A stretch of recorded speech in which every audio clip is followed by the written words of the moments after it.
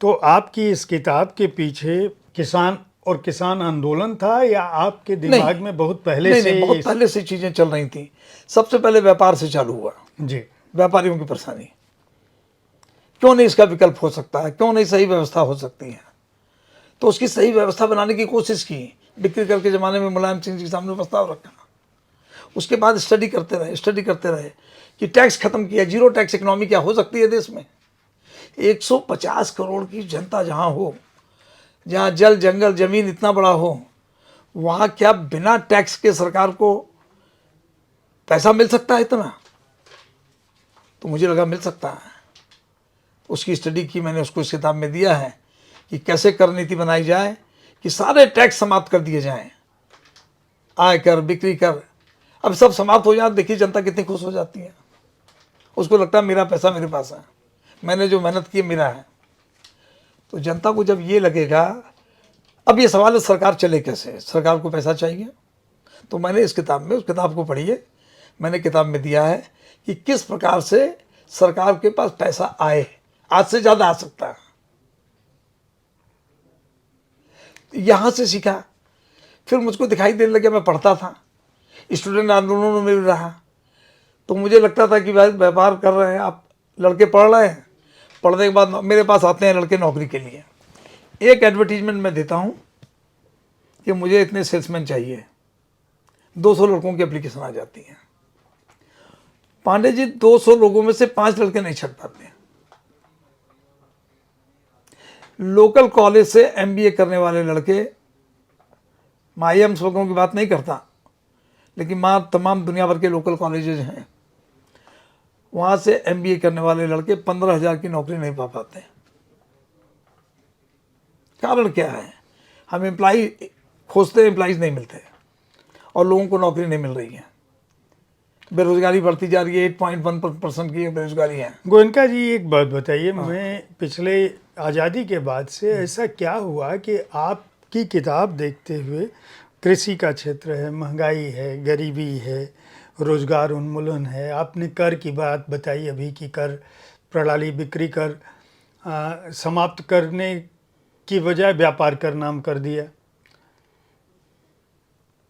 व्यवस्था जस की तस रह गई, नाम बदल दिया।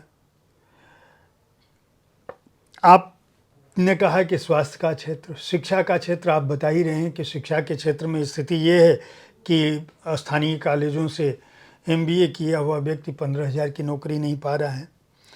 जो देश का बुनियादी ढांचा है वो हालत तबाह है।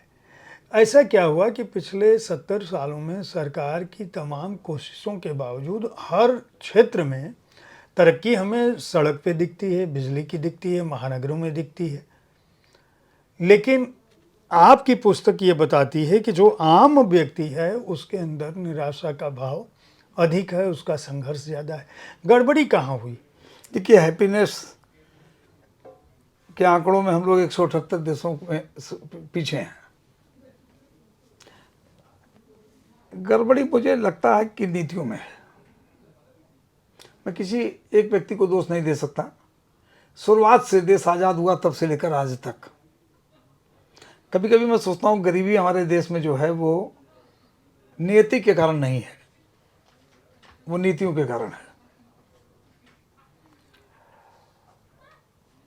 ऐसा नहीं है कि ईश्वर चाहता है कि इतने लोग गरीब बने रहें। ईश्वर नहीं चाहता कि सब देश के 70% आबादी गरीब रहे।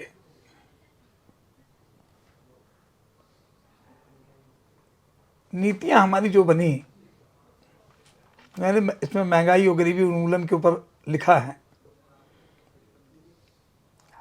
गरीबी की स्थिति है कि हमारा देश बहुत बड़ा इंपोर्ट कर रहा है पुराने कपड़ों का।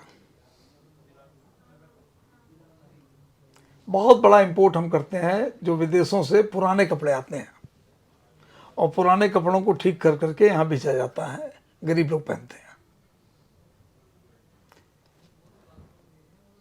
एक तरफ हम गाड़ियों का स्क्रैप करने की बात करते हैं कि 10 साल में गाड़ियों को स्क्रैप कर दीजिए जिससे लोग नई गाड़ी खरीदें, और एक तरफ स्क्रैप हम कपड़ों के मंगा रहे हैं, आने दे रहे हैं उनको, क्योंकि हमारे गरीब आदमी के पास इतनी क्षमता नहीं है कि वो अच्छे कपड़े पहन सकें। अगर उसकी क्षमता होती तो क्या इस देश के अंदर कपड़ों का प्रोडक्शन ज़्यादा नहीं हो सकता था? क्या इंडस्ट्रीज नहीं लग सकती थी? वो इंडस्ट्रीज इसलिए नहीं लग रही क्योंकि कोई परचेजर नहीं है उसका, उसकी क्षमता ही नहीं परचेज करने वाले की, वो पुराने कपड़े खरीद रहा है।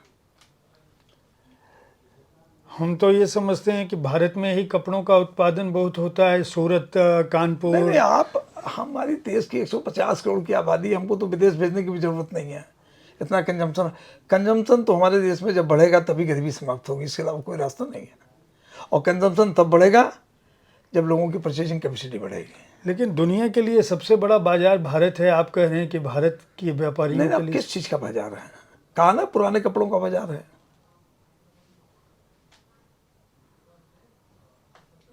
दुनिया में किस चीज़ का बाजार भारत है? ये तो एक अच्छी बात अभी हुई कि हमारे प्रधानमंत्री जी ने कहा कि हम इंपोर्ट करना चाहते हैं रॉ मटेरियल और यहाँ से बनी हुई चीज़ें बाहर भेजना चाहते हैं। इसका एक अच्छा रिजल्ट आएगा। ये नई चीज़ चालू हुई है। अभी तक तो हम मतलब हम खाद्य तेल भी इंपोर्ट कर रहे हैं। 292 लाख मिलियन टन हम खाद्य जो है हमारे यहाँ खपत है, जिसमें ज़्यादा पोषण हम इंपोर्ट कर रहे हैं। 129 लाख मीट्रिक टन हम बना रहे हैं। इसकी क्या ज़रूरत है? हम अपने किसानों को खेती खाद्य तेलों के बीज उत्पन्न करने के लिए बढ़ावा देते, अगर दे रहे हैं अब इस समय, लेकिन और तेज़ी में देने की ज़रूरत है। तो 160 लाख टन अनाज खाद्य हम यहाँ पैदा कर सकते हैं। 160 लाख टन का मतलब हो गया 14,000 इकाइयाँ खाद्य तेलों के लिए 10 करोड़ सालाना वाली लग सकती हैं और 5 लाख मजदूरों को रोजगार मिल सकता है। इस समग्र दृष्टिकोण से सोचा जाए अगर, तो हम इस पर एक्शन ले सकते थे। मतलब हमारे यहाँ पर हेक्टर खेती जो है वो कई देशों की तुलना में बहुत कम है, उपज जो होती है। इसको बढ़ाने के लिए हम लोगों ने कोई बहुत युद्ध स्तर पर प्रयास नहीं किए।